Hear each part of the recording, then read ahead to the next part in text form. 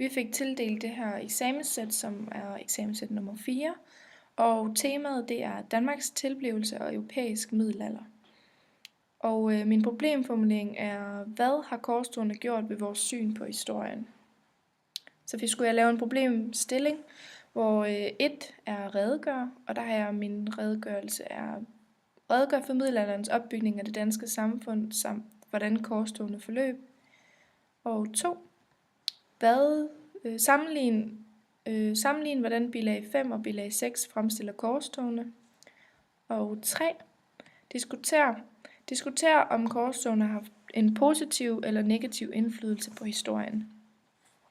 Hvis man skal gå i gang med opgave 1, som hedder redegør for middelalderens opbygning af det danske samfund, samt hvordan korstogene forløb, kan man ligesom i Danmark, der snakker man sådan først om den rigtige middelalder i omkring år 1050. Det var der den danske konge, Svend den anden, ophørte med at føre vikingetogter og derudover begynde at organisere Danmark som et europæisk mønster. Kalmarunionen i 1397 betød, at Danmark blev den dominerende magt i Skandinavien, da den danske konge Svend den anden blev konge over både Sverige og Norge. Og middelalderen i Danmark spiller ligesom en stor rolle på mange niveauer i samfundet. Og for eksempel et af de store punkter var, som resulterede i, at Danmarks tilblivelse var borgerkrigen, hvor efter Svend den anden døde i 1076, hvor en af hans sønner så skulle overtage kronen.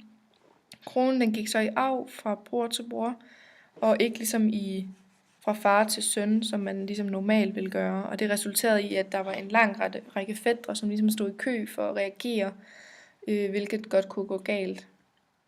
Og ligesom hvis man skal kigge på, hvornår det første korstog kom frem, så resulterede det i, at Urban den andens prædiken og opfordring i Kalmaren til korstogene for at bekæmpe de vantro i de muslimske lande i år 2000, eller i år 1050, eller 95. Korstogene var et forsøg på den kristne ekspansion, og målet var det hellige land i Jerusalem. Og opgave 2, det var jo ligesom, hvor vi skulle sammenligne bilag 5 og bilag 6. Hvordan de fremstiller korstogene hver især. Og så kan man ligesom sige, hvor man ligesom, hvis man først skal tage bilag 5, som hedder en muslimsk vurdering af korstogene, Akbar Ahmed. Den udtrykker samtidens syn på korstogene. Det er Akbar Ahmed, der er fremtrædende muslimsk forfatter, som var bosiddende i Vesten. Og bilaget handler ligesom om mindet om et aggressivt tilbagestående og religiøs fanatisk Europa. Den udtrykker det syn, de muslimske havde på korstogene.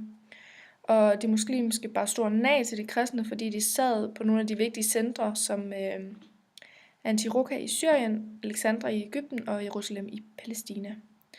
Hvis man ligesom skal kigge på det med samtidens øjne, kan man hurtigt sådan danne et billede af det muslimske syn på korstogene ikke var særlig godt.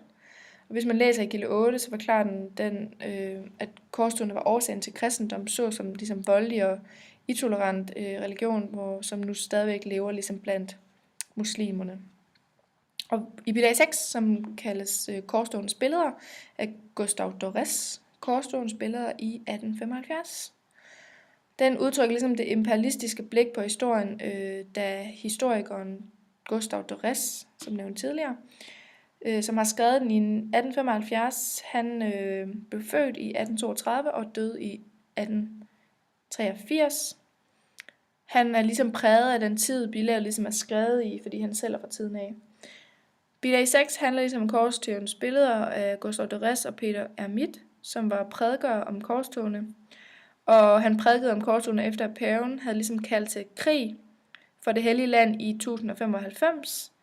Han mobiliserede flere af 1000 bønder fra blandt andet Vesteuropa, som skulle drage til Jerusalem for at befri det hellige land fra det muslimske herredømme. Hans såkaldte folkekorstog, som han kaldte det, begyndte i omkring 1095, hvor krigen blev kaldt til. Og det endte i mange kampe og katastrofer, da tyrkerne ligesom massakrerede de uorganiserede og utrænede vestlændinge.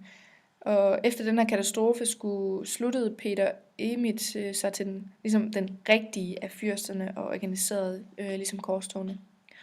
Og i det her bilag her, der bliver tyrkerne ligesom beskrevet som de onde, hvor derimod europæerne var de gode folk, og det ses også tydeligt på billederne. Hvis man lige skal forklare billederne i bilag 6, så det første billede, man ser, beskriver, hvordan tiden, hvor Peter Emil befrier det hellige land fra muslimerne, kan man ligesom se, hvordan det bliver beskrevet. Hvor toeren, det bliver beskrevet, at korsfarerne har fundet det kors, Kristus blev korsfæstet på. Og billede 3 beskriver Richard Løvehjerte og Saladin. Dette billede ligesom giver anledning til den tredje korstog, hvor Saladin var den største, og det lykkedes derfor ikke for ham at generobre Jerusalem. Hvis man lige skal lave en sammenligning af det hele, så kan man kigge på de to kilder og se, hvordan de har ting forskelligt. Hvis man kigger på bilag 5, så bar de muslimske meget store nej til de kristne, fordi de sad på nogle af de vigtige centre, som nævnt tidligere, i Syrien, Egypten og i Jerusalem, i Palæstina. De havde meget sådan imod de kristne, og hvordan de sådan kiggede på korstogene. Hvor derimod i bilag 6 handler det meget om korstogens billeder, og hvordan Gustav og Peter ligesom var prædiker af korstogene, og hvordan de ligesom så på korstogene med deres egne øjne, og hvordan de prædikede om det til andre folk. På den måde, de kaldte til krig i 1095. Så hvis man ligesom skal sammenligne de to, er der meget stor forskel på, hvordan man ligesom kan se på det, og hvordan man ligesom havde det på den måde. Ja. Og i opgave 4, der skulle man diskutere, om korstogene har haft en positiv eller en negativ indflydelse på historien. Og der synes jeg, det er meget forskelligt, hvordan man ser korstogene, og hvordan korstogenes opståen og den måde, det ligesom er blevet brugt i historien. Der er jo selvfølgelig både negative og positive ting med korstogene, fordi korstogenes måde at blive set negativt på beskrives f.eks. i bilag 5, som nævnt tidligere. Det var et minde om et aggressivt, tilbagestående og religiøst fanatisk Europa. Altså det der med, at det er meget sådan, det var muslimerne, der ligesom havde herredømmet. Hvor hvis man for eksempel skal kigge på det positive side af korstogene, blev det mere set sådan, at nu fik man endelig befriet landet fra det muslimske herredømme. Det hellige land for muslimerne blev befriet. Og det er ligesom det der med, at kristne kom ligesom mere til kende, hvor her korstogene er blevet beskrevet sådan meget forskelligt, altså hvilket syn man ligesom har, hvordan man så på det. Om man var muslim, så havde man et negativt syn, hvis man var kristen, havde man et meget positivt syn på korstogene. Og hvis man sådan ligesom skal tage ting op, så blev det ligesom sagt, at det negative var, at det ligesom var meget en propaganda. Der siges for eksempel i bilag 8, det moderne tid vil sige, at det var en billig propaganda, men set med samtidens øjne var det mere et ædbart ideal. Og her kan man ligesom se, at hvis man ligesom skal sætte to ting op imod hinanden, kan man ligesom se, at det ikke bare måske var noget, der bare blev gjort for at blive gjort som en propaganda, men noget, som var gjort, fordi man havde en mening med det. Og det var ligesom et ideal for ting. Og så derfor, alt i alt, kan man ligesom se, at fireren her, hvor man skulle diskutere, om det har haft positivt og negativt indflydelse på historien.